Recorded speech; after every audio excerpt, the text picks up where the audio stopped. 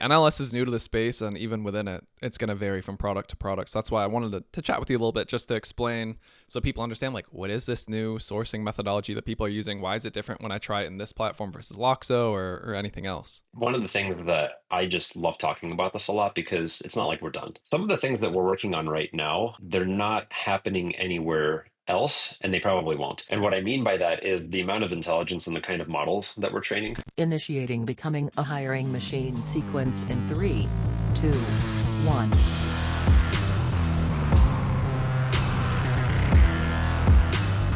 Hey everyone, it's Sam Keenly. Welcome back to Becoming a Hiring Machine. This is the show dedicated to fixing recruitment by going beyond saying what needs to change and instead teaches you how to make that change.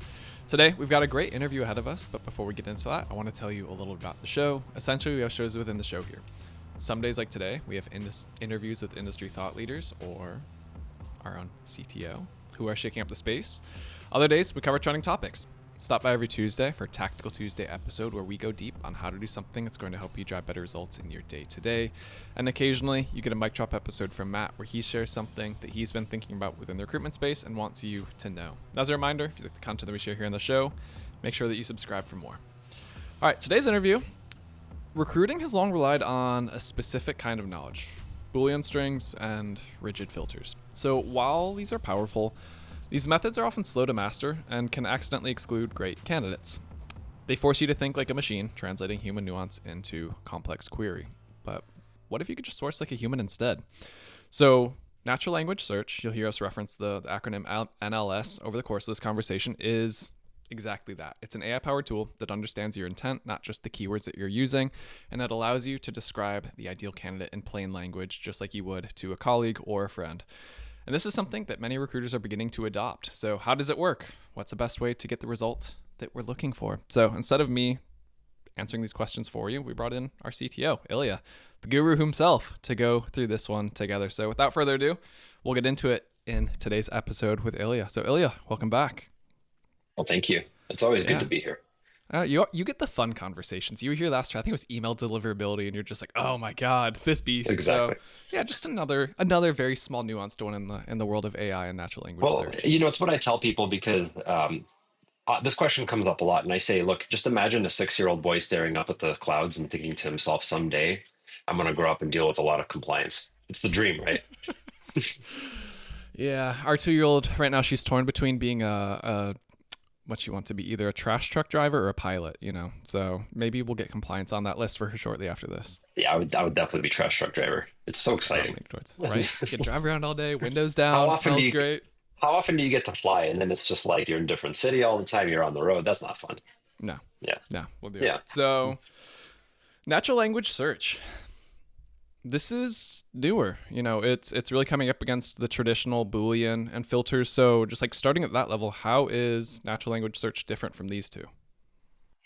Yeah. Well, it's kind of like you used to have to brush your horse and feed it and, change the horseshoes out and do all that stuff. And then we got cars and, you kind of just sit there and mostly goes where you want it to go. And then after a while, uh, we got this thing called like full self-driving. I know it's still supervised and it's still coming soon.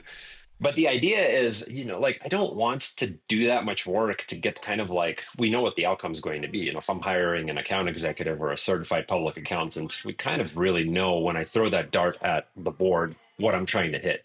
So the idea with natural language search is I want to take a lot of the drudgery out. Like, don't make me think, right? We all know what we're both looking for. Let's just go and find it, right? Like, help me expose the most relevant people that I should reach out to. So why are you so bullish on it? I think I'm bullish on it for the same reason that I was really bullish on when, for example, we got. I'll pick on Apple, right? And not even pick on, like, kudos to them because they took iPad OS and put that into the hands of every child in America, so to speak. If you know how that goes, right? We're both parents, and it's something that where computing and device usage used to be. I'm not going to say it was a priesthood, but you've had to get the desktop, get the monitor, plug in the keyboard and mouse, and you had to know how to install drivers on Windows. Everybody remembers those days if you're a certain age. And they made that more accessible, and they made it so that you get good outcomes without having to like think so hard, right? Mm-hmm. Because well, I mean, I want to go and browse the web, I want to play some games, use some apps, doom scroll, right? Like I shouldn't have to understand how to install an NVIDIA GPU just so I can doom scroll. And so natural language search is kind of like that, right? It makes the whole thing way easier to use and more accessible. And if you are trying to find one role that's really hard for us, it took us a while to fill is was our distributed systems engineer. It's pretty niche. There's certain things and backgrounds and skills and whatnot that you have to target. And how are you going to keep 200 things in your head and not miss something? And it's a very low hanging piece of fruit in hindsight that just come and help me with this was really the idea, right? Is how can you make this easier and have a great outcome? Because it's just so fragmented the way that people approach these things right now. Yep. So let's do this. Let's go through an example. Yeah. There are, and we're not going to be naive and say, oh, we're the first to market with the natural language search. There are other tools. You don't want to there be the that have first to natural market language with, search. yeah. Yeah. And so we'll use an example. And that's also, as we're going through it, we'll cover kind of what's current state for these early adopters who are using this in other tools. And then we'll talk about how it operates with Loxo and the future that we're painting, because there are some different nuances there as well, and that not every natural language search is the same as you go from the different platforms. So not only are you learning, Boolean is Boolean is Boolean, but NLS is not NLS is not NLS. So you shared yesterday in our internal Slack channel for the team a fun example. You said you were looking for someone who has fintech and SaaS experience and also has a PhD from Cambridge. Well, and it was funny because the team came at me, right? And they were like, look, I use natural language search, right? And I'm looking for somebody in software from Cambridge, has a PhD from Cambridge, right? And they're in fintech. Why am I getting so many results back? It should be fewer than this. And I'm like, Mm-hmm. well, guys, we actually did our due diligence here. The product team, the engineering team, I mean, we went back and forth. If everybody, we all know I have a red book on my bookshelf called Death by Meeting, and this was worse than that. But it's what we had to do to get to a good outcome. Now, the reason is most people, they think of it incorrectly, right? They're like, yeah, I really want that like software PhD from Cambridge that's done finance. I'm like, that's actually two people. We tried that search, right? There's like very few people that have done that. And chances are, even if you can get them interested, Zuckerberg's going to come in with like $100 million. Can't get them anyway, right? Like, so they're off the market right away. We see this happen with a lot of recruiters and hiring managers. They come in with, especially if they're not very experienced, they'll come in with their like list of requirements. Mm-hmm. Now, if everything is actually a requirement, that person doesn't exist. So immediately what happens is you get certain requirements getting relaxed. I'm like, well, yeah, those guys from Oxford, they can't even eat a pizza the right way turned around. But yeah, we have to settle. We have to go from somewhere from like Oxford, Harvard, or Stanford. Like, oh, I would really want Cambridge, but like we just have to go to like the C tier, right? That's how people behave themselves. And yeah, the interesting thing is that you learn that hard requirements actually aren't. And almost everything is a nice to have, right? Like, so what's an example of an actual hard requirement is like, look, I'm not willing to sponsor a visa. Okay, I get that. Well, then that does actually cut people out. But for everything else, what you're trying to do is you're trying to get as many of those things as possible. And those are the people you want to see ranked first, because we don't want people to have this experience where you come in and you describe what you're looking for and then you get nothing, right? And people are going to think, oh, Loxo is like not a good tool. It's actually not the truth. The right way to present it is to say, what is the best possible fit? Because you're in the market, you want to hire someone, right? But if someone doesn't have the exact shade of green colored hair that you want, are you just going to not grow your business? Are you not going to make a hire, leave money on the table? That's not a good Mm-hmm. option, right?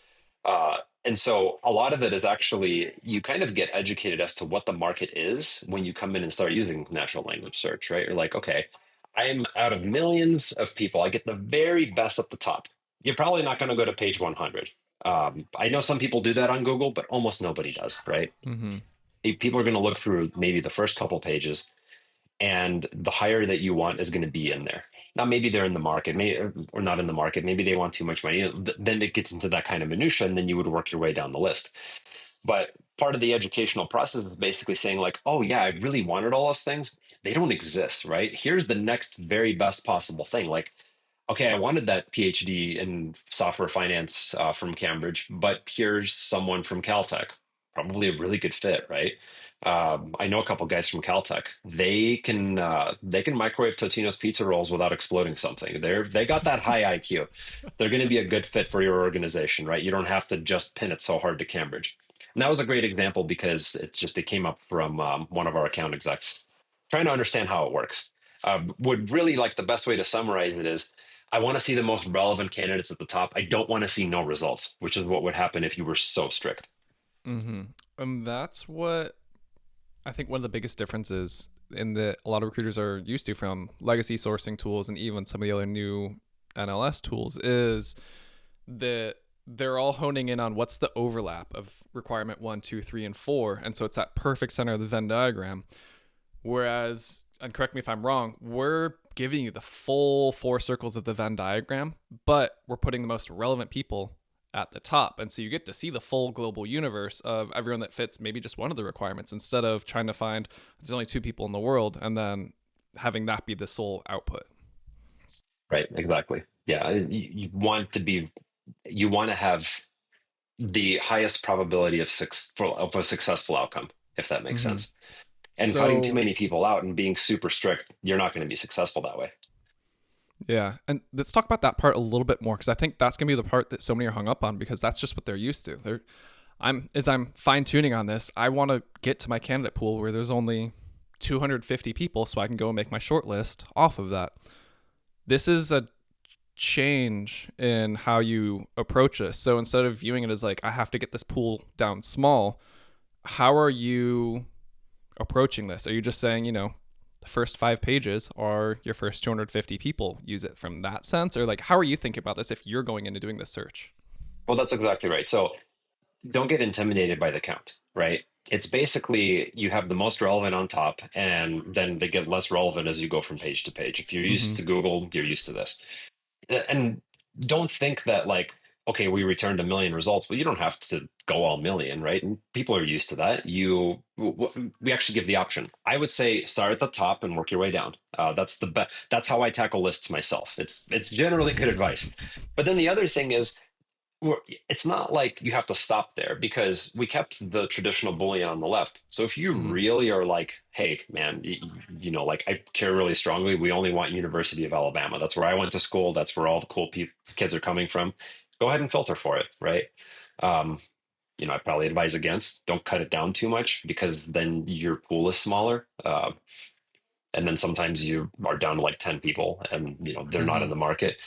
But in general, top to bottom, right? Yeah. And And so don't it think sounds, like, oh man, if I don't make it to page 900, I'm like, well, were you going to before with traditional search? I hope not. Otherwise, we're doing something wrong. Yeah. So it sounds like then, yeah. So your recommendation for how to use this and where we're seeing the vision is type in your query into the natural language search part. That's going to get you this full universe. And that's going to have all your real and secondary requirements, not necessarily the cover ones, but it's Right. going to build your universe. But then if you do have the hard and fast true requirements, they need to live in London. They need Yeah. to have Python. Any of that. That's where you're saying, okay, let's start using Boolean or filters to Mhm. hone in and tighten that up a little bit more at that point. Well, I mean, and exactly. It really is a mindset shift because people have been trained for so long to say, like, I need to keep cutting and cutting and cutting until this gets down to 300. I'm like, well, the bad news is just inevitably, I mean, we're not perfect. And I just mentioned, right? Like when we talk about natural language search, and one thing that makes us different in Loxo is we actually train our own models, right?